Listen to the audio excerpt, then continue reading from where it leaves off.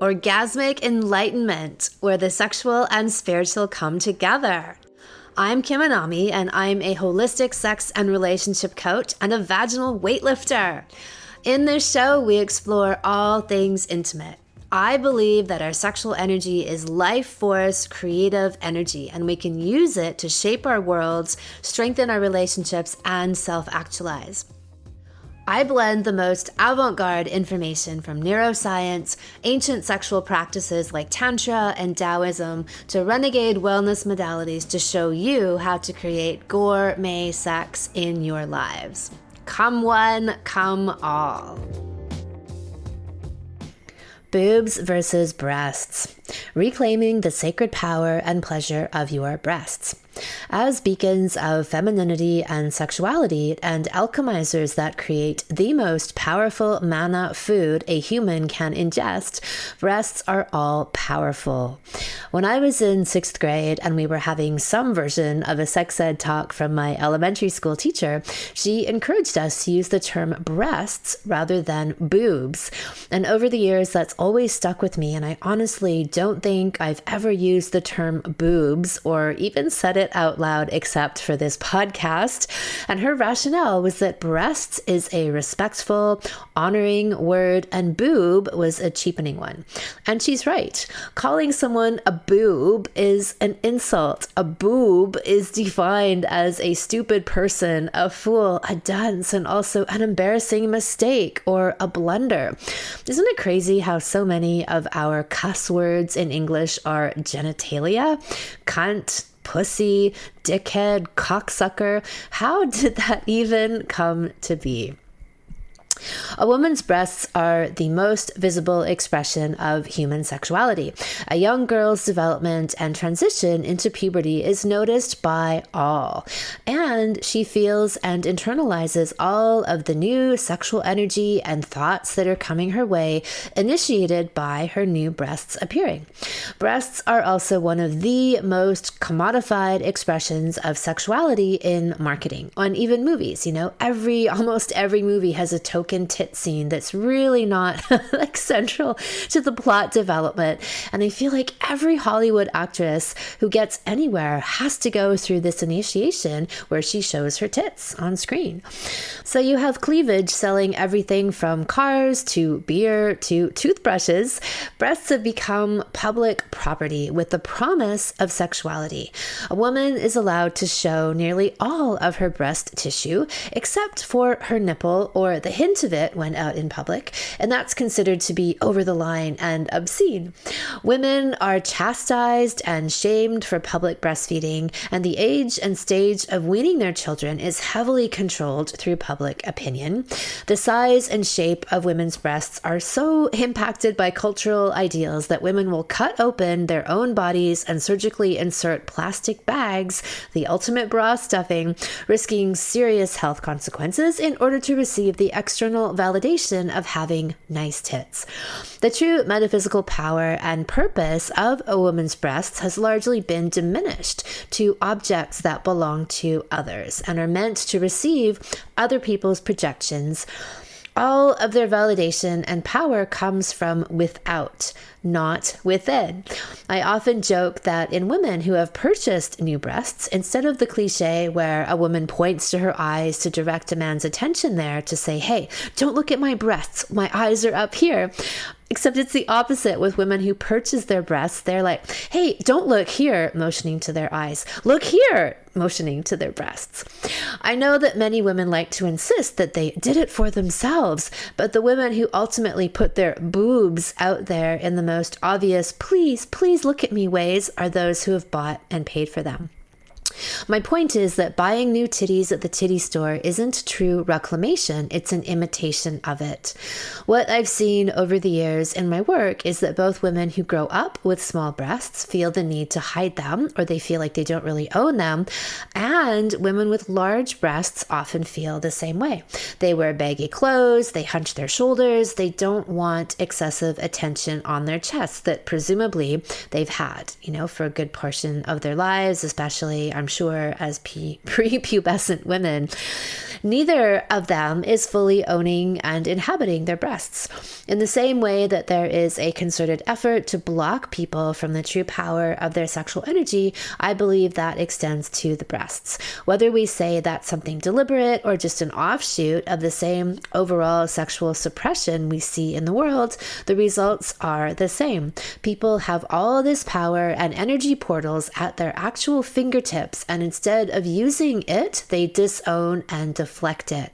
So much so that in many cases, women are dissociated and literally cut off from the power and these areas of their bodies to the degree that they have their breasts and other reproductive organs cut off of them, or they voluntarily cut into the tissue to augment them. In the Taoist sexual philosophy, they look at the breasts as the windows to female orgasm. 6 energy meridians run through the breasts, including ones responsible for sexual arousal. So the breasts are seen also as an expression of the heart. And I know myself that when I'm feeling open-hearted and raw and often very well fucked, my posture straightens, my chest expands, and my breasts become portals that receive and give energy. Most people would be totally cut off from these perceptions of their breasts as being alive and another sensory organ until they begin to reclaim their breasts or, for the first time, establish a loving relationship with them. And this is then where they go from boobs, these inanimate objects that are the brunt of many jokes, to breasts, sacred, alchemical, life and love-giving orgasmic portals. In MRIs, we see the same areas light up in the brain with breast stimulation as with G-spot and cervical touch. The orgasmic potential of the breast, which can have nipplegasms and full breastgasms, is immense and often totally overlooked as a quick pit stop on the way to the promised land of the vagina. The irony is, if people spent a lot more time with the breasts, the vagina would be even more responsive. In both my salons for women, How to Be a Well-Fucked Woman and Vaginal Kung Fu, I teach breast massage. I walk women through a variety of techniques to reconnect to their breasts, to open and stimulate these energy meridians, and to clear stagnation and open up all of that beautiful energy flow. And ultimately to experience their breasts as radiant, luscious, and orgasmic pleasure centers that they own and love, whatever size or shape they happen to be. And often the size and shape of women's breasts will change while doing regular breast massage and reconnecting to their sexual energy overall.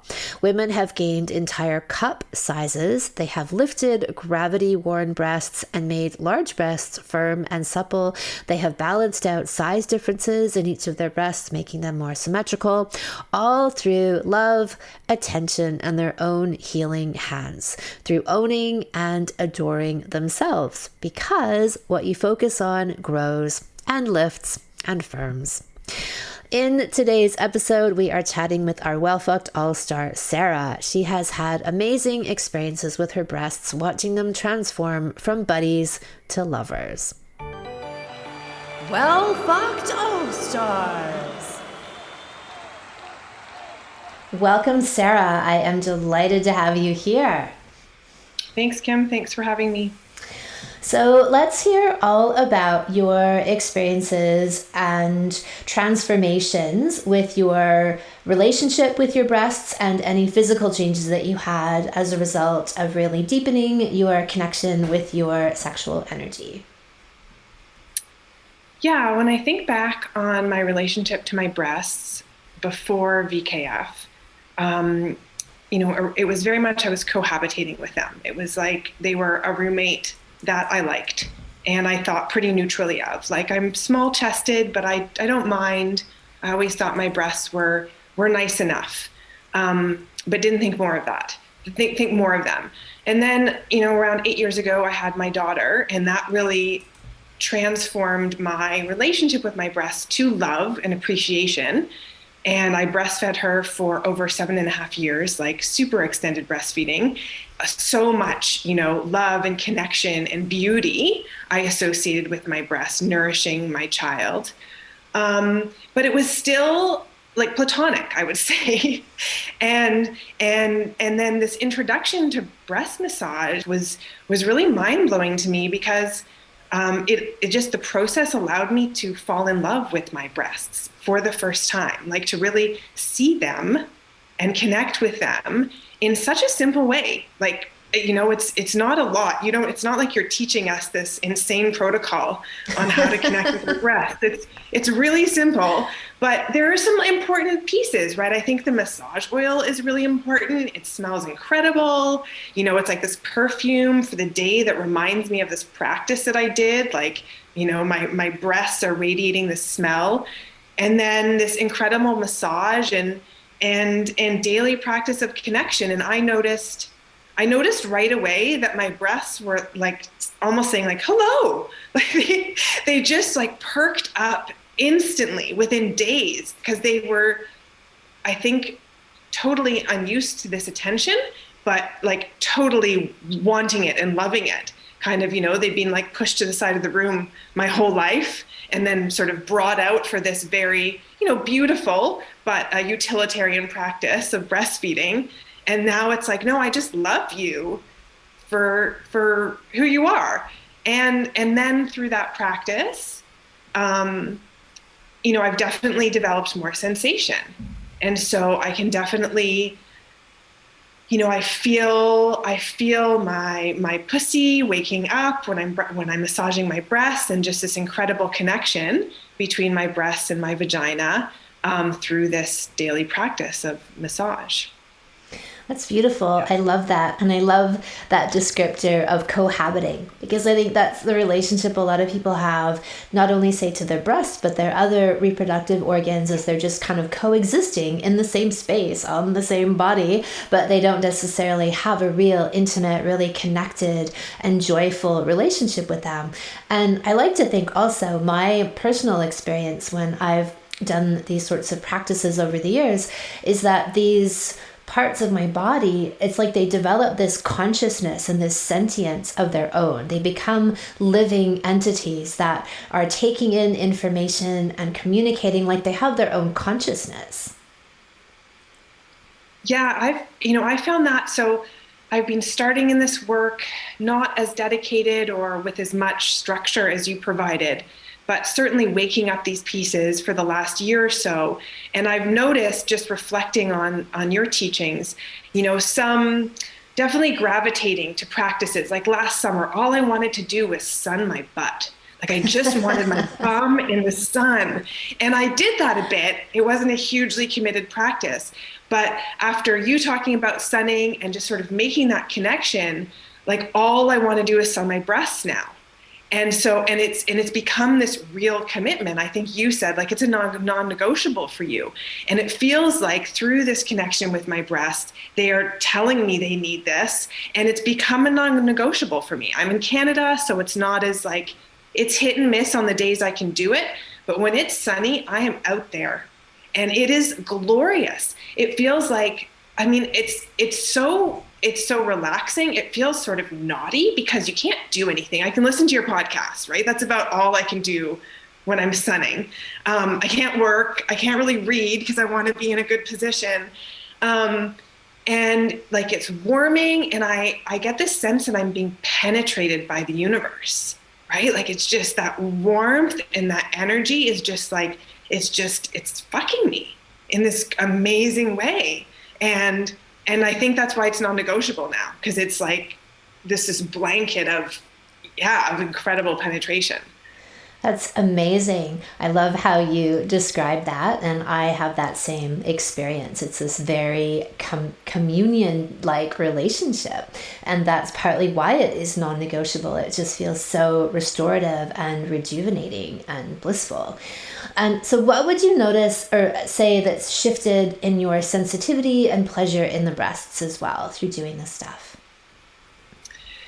Yeah, I definitely breastfeeding for as long as I did, I was pretty averse to touching my nipples, just because they were sucked on for so long. And I do have some insecurities about them because of the extended breastfeeding. They're quite pronounced, they've been sucked out into points. But I think just the practice of like starting on the nipples, um, it just felt really nourishing, and it allowed me to develop a different sensation there that wasn't jarring or associated with sensitive, like the sensitivity I had when I went, like when my daughter was first born. It's almost like I carried that sensitivity with me for 7 years, and the breast massage has just allowed me to change that, like have different sensitivity in my breast that feels way more pleasurable. And I think that's a thing that happens for women who breastfeed, and especially extended breastfeed, well, any level of breastfeeding really, is that women can then have this conflicted relationship with their breasts as a source of nourishment with their child, and then they might feel, quote, touched out, like that they've been on demand and available in a way that's more functional. And I think part of that may also have something to do with the consciousness that we bring, or we think we're even allowed to bring, to the act of breastfeeding, to allow it to be blissful and pleasurable and nourishing for us, rather than thinking that we're kind of like a workhorse, like, not saying that you said that, but I just see that with people who talk about it. So I think part of that is the framing that we put on breastfeeding, but then also that just like reclaiming it as pure pleasure. But that's, I guess, what I'm saying is I think that if people were allowed to view it, or thought they had the permission to view it as pure pleasure more of the time too, people may not walk out of breastfeeding feeling as disconnected, or that their breasts, they need to reclaim that pleasure. But it's lovely to hear that the breast massage was able to reestablish and reforge that connection, because I think whether it's breastfeeding or just the sexual projection that gets placed upon breasts in our culture, is that it creates this dissociative relationship with women and their breasts. And even women, let's say, who grow up with small breasts or even large breasts, they feel like they have to hide them. They feel like they get all of this attention and that they're kind of disconnected. And then you have women who buy breasts, and I think they try to like really display them, but often in a not very authentic way. They've got kind of a false bravado courage with something they bought at the shop and are now proudly displaying. But, to come to that place of having a truly organic and genuinely reclaimed, owned, connected relationship with the breasts is an amazing thing. And I think that's what most people have no idea of until they start working with these kind of practices: conscious breast massage, daily breast massage, spending lots of time with the breast, the whole breast, and not just the nipple as well, and developing that sense of the breasts as these beautiful, sentient portals and beings and expressions of the heart in the world. So have you noticed anything like that, like the connection between your breasts and your heart? I have. And I also wanted to say, like, my husband immediately noticed, he was just like, your breasts are just like perky and shiny and like they're glowing. I mean, he's always loved them, but, and it's really changed how he interacts with them when we have sex, because I want him, like, they're fair game now. And more than fair game, it's like go there, like, please touch my breasts, please kiss my breasts, please suck my breasts, like, love my breasts. And I think, for me, it's hard to pinpoint exactly the breast, because it feels like the entire journey is so holistic, which is why it feels like it works,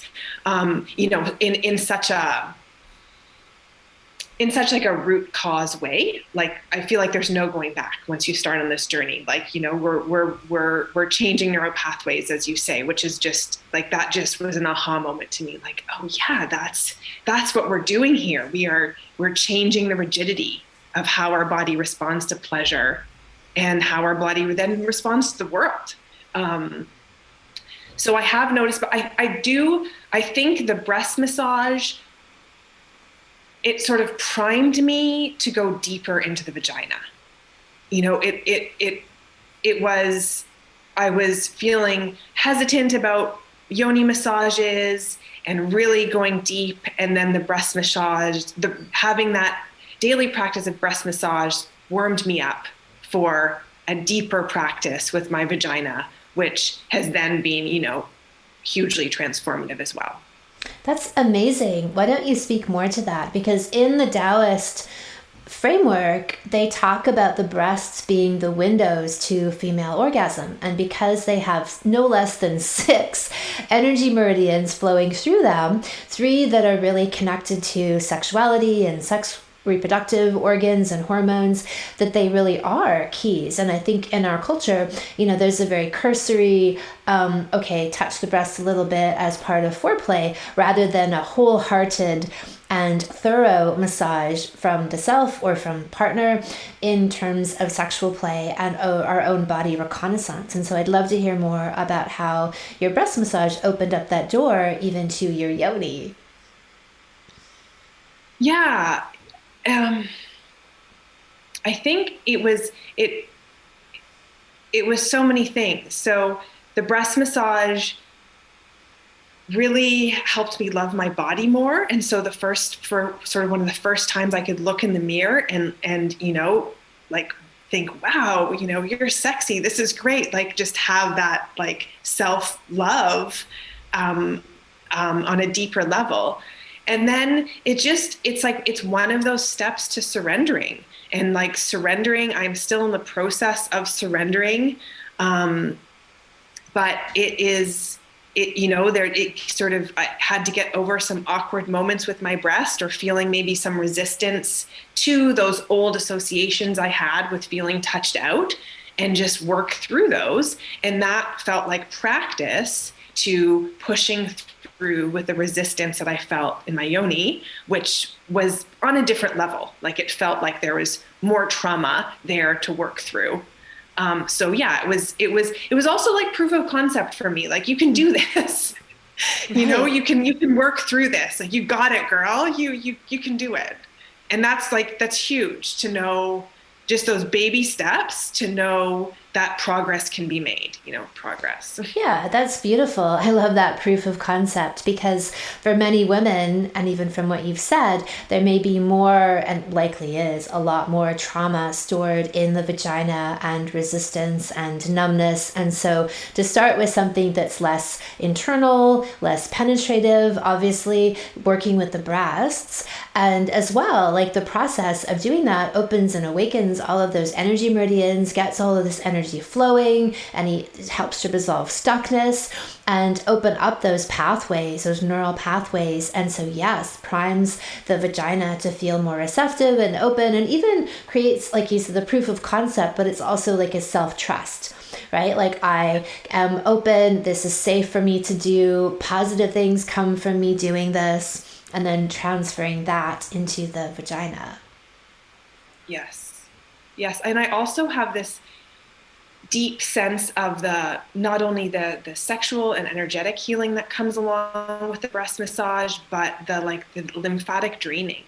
Like I think on a very deep level, my body is saying like, you need to move these tissues. And this is so good for your long-term health, the health of your whole body. And it feels, very, very nurturing and nourishing in that way too, which my body, like that's a turn on for my body, is good health. So it's like, there's that feedback there too.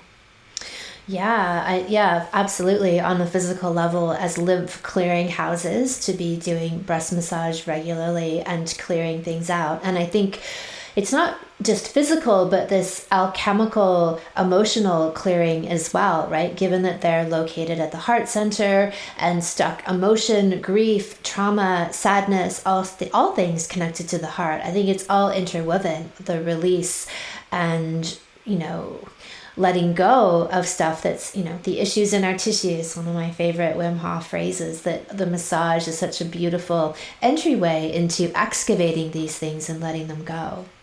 It was just incredible. It took a while to get into, but the storing of the energy in my breasts, like that really evolved to, feeling tingling and feeling, turned on and just like super nourished as I'm storing that energy. And it's a lot enlivening. All of these pieces that I'd kind of been waiting to like fall into place, it creatively fell into place that just moved that energy and like sort of opened the universe up to align these ideas. It was really exciting. I agree. It's such a powerful practice that I'm so passionate about. And overall, any movement and creative direction of sexual energy unleashes that creative power in our outer lives. And so, how can you speak more to that, like the kind of creative output that you noticed? And you mentioned something about your creativity, overall self actualization, finances. Like, how would you describe what's happened there? Yeah, I mean, for a while, I've known it's time to change careers. You know, there's some misalignment at work. Um, and yeah, and I didn't know what that looked like. And I'm an amateur herbalist. We have a permaculture farm. You know, I wanted to really focus on the land more and working off the land. And I didn't know quite how it all came together. And I was waiting for it to land. Like I trust the universe. I trust the universe, but I guess yeah, it just with that like juiciness and all the sexual practices, it's like it was like this like shooting stars of creativity that just like came down. I'd be awake in the middle of the night, like, yeah, that idea. And it all just came together in this beautiful little package of like what my next step is. And, you know, to me, that felt like such a gift because it's rarely packaged so nicely. Like all the pieces were there in terms of what I need to do. And yeah, and certainly some, like financial opportunities very out of the box. Like I would have never sort of dreamed that they would have come. Financial opportunities have come to us. And I just sort of smiled because I know I 100% believe in your work and the power of manifestation. I felt like I was like just blind on the trail. And so doing this work and understanding that like the portal to alignment with universe is through my vagina, and like how to get there, it's like feels so incredible. It's like there's light on the dark path. Like not to say it's just, my world's perfect, whatever that means, but to sort of know the mechanism of change versus I've had a life that's been pretty aligned, lots of synchronicity, lots of beautiful like gifts from the universe. They kind of just fell like out of the blue, it seemed like. And now there's this mechanism for really harnessing that power and alignment. Like the alignment that I felt since taking VKF and connecting with my breasts and connecting with my yoni, it's just next level. Even like, for example, my skin is as smooth as I've ever felt it in my life. I've suffered with acne, as a teenager, and just like not loving my skin. And it was like a switch went off as soon as I started doing this work. And I do feel like it's the work, it's clearing energy, it's massaging breasts, balancing my hormones that way. It's having fabulous sex. And it's also the alignment just allows me to make better choices. It allows me to pick up on like little snippets from the universe. Like, oh, maybe try that supplement. I mean, I'm not super into supplements, but a few little pieces of like diet changes, very subtle, have just like popped into my consciousness that I feel are very healing for my body. And that type of subtle alignment has just been huge since the course, which is very exciting to me because that's what it's all about, is just taking the signs when you get them, integrating them. I love all of that. You articulated it very beautifully. And ultimately, what you're describing is like self realization, coming into alignment with our true selves and the deeper expression and truth of who we are. Yeah. Yeah. I would, one thing about this and in terms of trauma, which I touched on a little bit, and I just wanted to share this with you because it's, one of the most profound experiences I've had with this journey is, for years I've worked with therapists, and my mantra that they've given me is it's safe to be calm. Sort of this fight or flight response that my physiology goes to for whatever, lots of reasons, our crazy world. And the mantra never really settled into my body. I could say the words, I could intellectually know that that's what I wanted was calm, but I could never feel it. And when I have vaginal orgasms and cervical orgasms, it is like calm showers through my body. And it's like, well, this is calm. It is safe to be calm. And my body gets this huge download of what that means. And it just almost drips the trauma away. It's fascinating. And I do feel that too, when I'm swirling energy in my breast. It's like this, this blanket of calm that is healing so much trauma without even really knowing necessarily the source of the trauma. It's just this incredible release. And that was really unexpected that it would link to that mantra for me. But I guess it's probably not unexpected to you. Well, if we think that sexual energy as our life force energy really is the key to everything, then yeah, and that I guess is the point I try to make to people. That's the core of my work, is how it really runs. It's the current that runs through everything. And when we do start to have that proven to us, yeah, it can be totally mind and body blowing. And especially because so much of the messaging, pretty much all the messaging that we get out in the world creates that separation. Sex is compartmentalized. You use the phrase out of the box, and it's obviously the vaginal metaphor is there, but most, the general tenor is to put sex into a box and close it up and tuck it into a corner, rather than open it up like the giant Pandora's box, which is mostly full of beautiful, amazing, creative things, and unleash it out into the world and let it do its thing. Yeah, and even the box, there was a moment on one of the calls where someone was describing the sensation she had in her body, and you were like, it sounds like you're having a vaginal orgasm. And it was like this aha to me, because I think I realized I've been having vaginal orgasms and I didn't even know it, because we boxed this idea of orgasm and sex, and we don't talk about it, and we have all these assumptions around what it is. That's probably based on clitoral orgasms. It's going to feel this way. And as soon as that happened, I think I've heard you say you once told a client, hours after you told her she could have a cervical orgasm, she went and had one. And just the thought that was whoa, I've been having vaginal orgasms, that just opened my body, that opened my box and my mind to surrender. It was oh, this is the feeling that I need to move towards. And then knowing that that's the feeling to move towards is the feeling to surrender to. Yeah. And it just deepens it. Yeah. Yeah. Wonderful. Well, is there anything else that you'd like to share in terms of the changes that you saw that you would track back to this opening of your box of this sexual creative life force in your world?